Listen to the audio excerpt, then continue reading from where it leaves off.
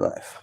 Good morning, Summa scholars. Welcome to the Daily Summa. Today is June the 18th during ordinary time. Good morning, Joe. Good morning.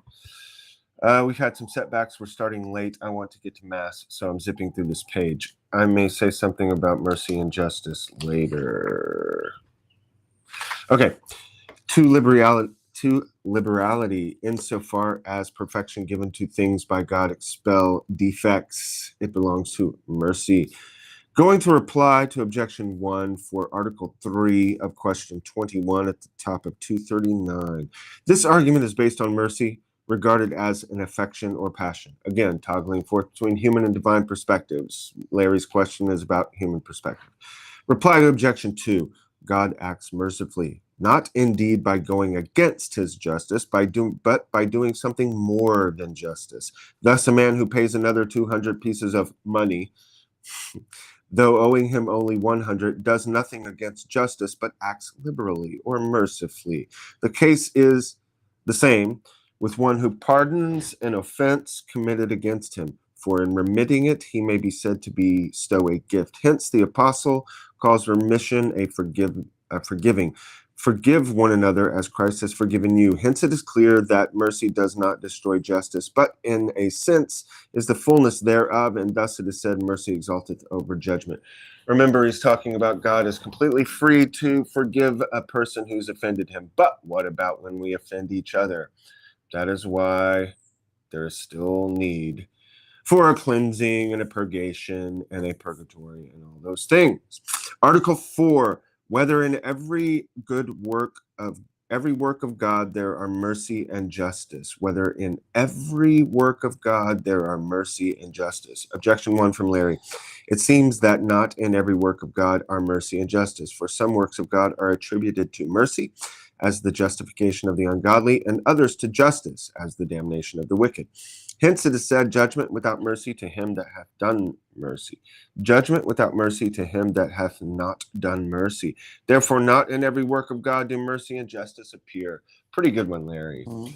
Ralph, further, the apostle attributes the conversion of the Jews to justice and truth, but that of the Gentiles to mercy. Therefore, not in every work of God are justice and mercy. We're bringing in the Jews. Always bringing confusion. Oh, I saw a video yesterday of someone talking about anti-Semitism, and they mentioned some Catholic conservatives who were saying anti-Catholic stuff. Someone might perceive what I just said, if they didn't know me, as a knock against the Jews.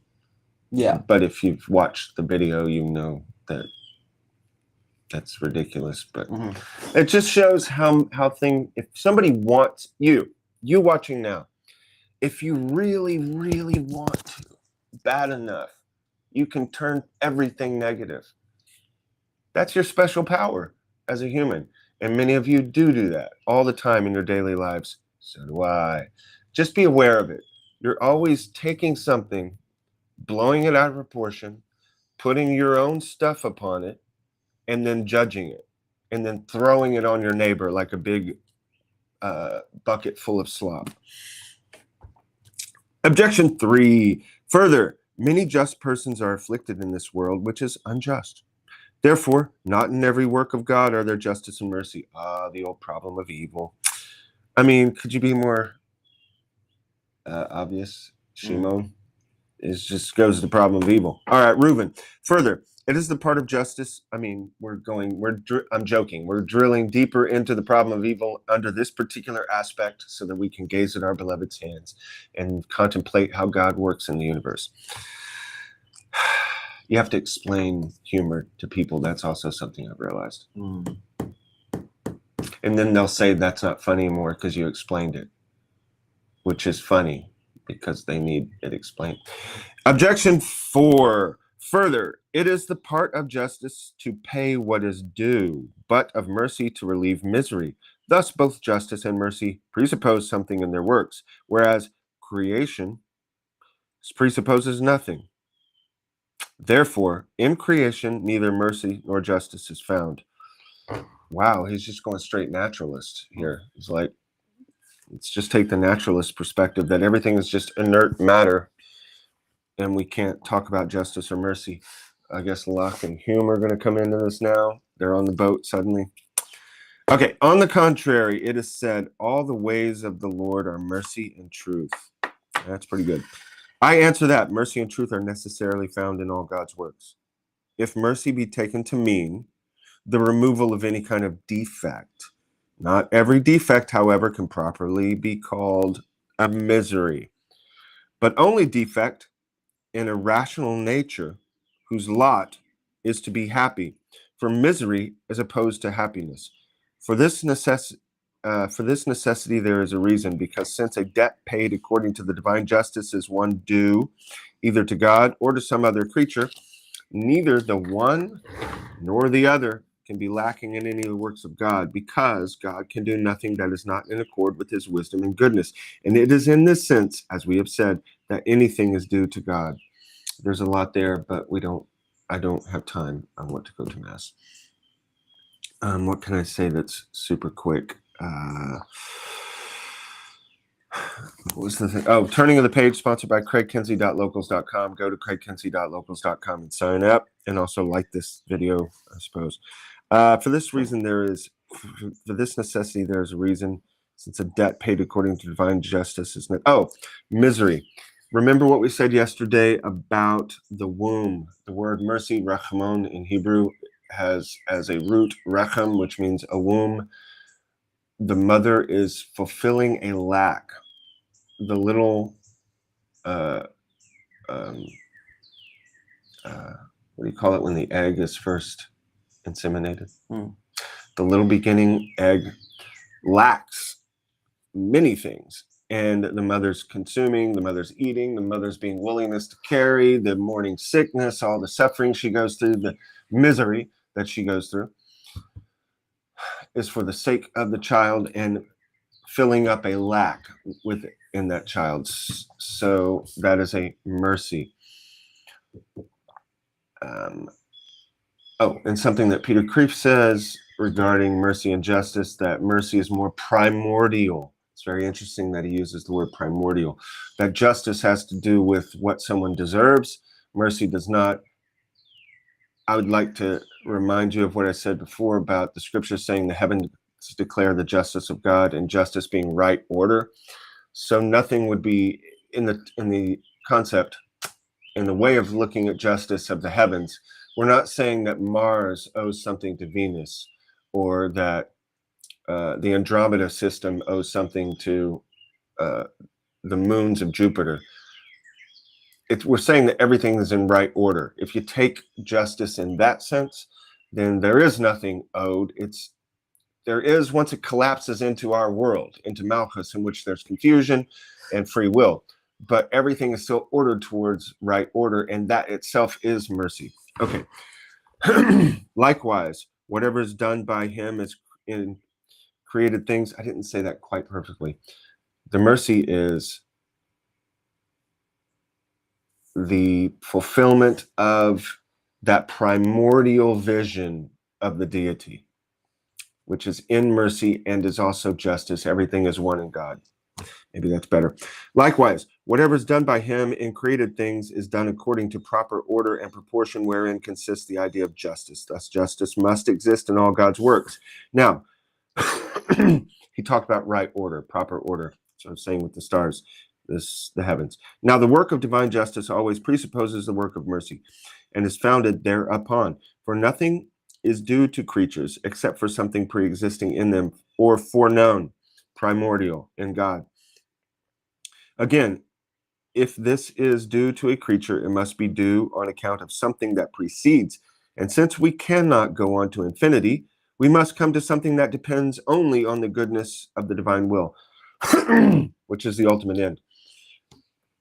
If you go back to eternity, you can't just keep going into eternity and saying that something is owed to something else because of this prior thing. If it keeps going to eternity, so there must be something before this owing reality, and that is, he's saying, mercy. Mercy being more primordial, as Peter Kreeft would say. The Kabbalists would use the same type of terminology, but in Hebrew, and probably deeper and more expletive. would explain it more deeply. We may say, for instance, that to possess hands is due to a man on account of his rational soul. We would have hands because we have a rational soul, and that's how you do things with hands. Or a raccoon. And his rational soul is due to him that he may be man, and his being man is on account of the divine goodness. So in every work of God, viewed at its primary source, there appears mercy. In all that follows, the power of mercy remains, and works indeed with even greater force, as the influence of the first cause is more intense than that of the second causes. For this reason does God, out of abundance of his goodness, bestow upon creatures what is due to them more bountifully than is proportionate to their deserts. And where would that be seen most? In Our Lady, full of grace. Since less would suffice for preserving the order of justice than what the divine goodness confers, because between creatures and God's goodness there can be no proportion. All right, reply to objection 1. Certain works are attributed to justice and certain others to mercy, because in some justice appears more forcibly and in others mercy. You can see justice or mercy more clearly from our human perspective, but it's actually one and the same thing happening. Even in the damnation of the reprobate, mercy is seen, which, though it does not totally remit, yet somewhat alleviates in punishing short of what is deserved. That's kind of a harsh statement. Thomas is saying that even the people in hell are receiving mercy because their suffering should be worse. That's kind of... we could go back and forth on that one. I have a different view somewhat of the nature of hell, but that's not for this right now. In the justification of the ungodly, justice is seen when God remits sin on account of love, though he himself has mercifully infused that love. So we read of the Magdalene, many sins are forgiven her because she hath loved much. Reply to objection dos. God's justice and mercy appear both in the conversion of the Jews and the Gentiles, but an aspect of justice appears in the conversion of the Jews. Why? Which is not seen in the conversion of the Gentiles. Why? Inasmuch as the Jews were saved on account of the promises made to the fathers. God made a promise. Mm-hmm.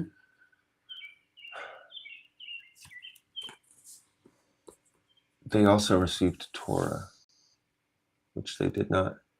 There's no reason that they have to have that. The fathers had it without Torah. They had loving kindness, as Paul clearly states. They had no need of law. There's a lot of interesting stuff that can be said there regarding justice and mercy in Torah. Okay.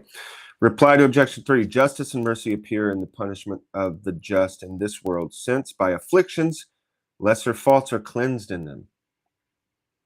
Isn't that great? Next time we're in afflictions, Joe, we can just rejoice in that. That's good, yeah. Lesser faults are being cleansed in us. It's awesome. And they are the more raised up from earthly affections to God, preparing for union. We want these trials now, right now, Joe. Now bring them. Bring them, Lord. Not really. Inasmuch as our strength can hold. Mm-hmm. I can take like a little... Like if I'm at the amusement park and maybe the ice cream melts a little bit and gets on your hands. That's pretty bad. Still very annoying. Kind of annoying. Yeah, it's very annoying. You still would flip out. We should pick something else. Bad, yeah, that's bad. That's really bad. It's like Father Guido Sarducci said, the guy who died and went to hell and came back and told what it was like. And he says, it's two things that are, it's just like this world, but two things are different. One, the fig and newt, and the fig is on the outside of the all over the fingers sticky. Other thing, dogs that can whistle. Dogs that can whistle. You may not think of that's bad, but after many, many years, the whistle dogs all over the neighborhood, hell. All right, enough with Father Guido Sarducci from Saturday Night Live, back in the 70s, I guess. You can see it on YouTube. As to this, Gregory says, the evils that press on us in this world force us to go to God. Yeah. I mean, if it works, or it forces you to go the other way. Reply to objection 4. I guess the presupposition is that they are the just. That's when this within the set of the just. meaning they end up being just. Okay, reply to objection 4. Although creation presupposes nothing in the universe, yet it does presuppose something in the knowledge of God. In this way, too, the idea of justice is preserved in creation by the production of beings in a manner that accords with the divine wisdom and goodness. And the idea of mercy also is preserved in the change of creatures from non-existence to existence.